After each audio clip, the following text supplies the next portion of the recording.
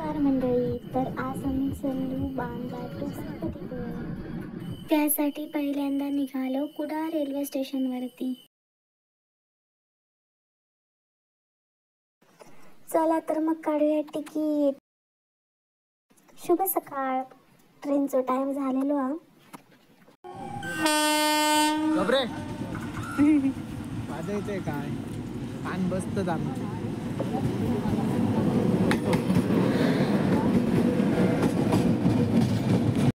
गर्दी, जाम गर्दी, पण आमका कशी बशी ही तरी जागा मिळाली. नशीब. पोचलो बाबा एकदाची रत्नागिरी.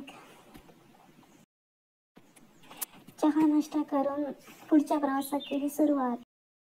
रिक्षेतून प्रवास करताना बाहेरून दिसणारा बीच व तिकडचं व्ह्यू खूप मस्त होतं. गणपती बाप्पा मोरया. फायनली आतुरता संपली. लेट पण थेट पोचलो गणपतीपुळ्यात दर्शनासाठी. नशीब खूप खराच बरा की आरती सुरू जाऊन आम्ही गाभाऱ्यात पोचलो.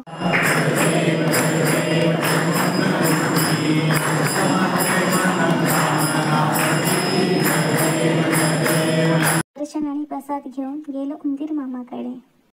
तर असं म्हणतात की उंदीर मामाच्या कानात काहीतरी सांगला तर गणपती बाप्पापर्यंत दा पोचता. आता बघूया काय होतं. काय तर घेऊ लाग कॅशर मी या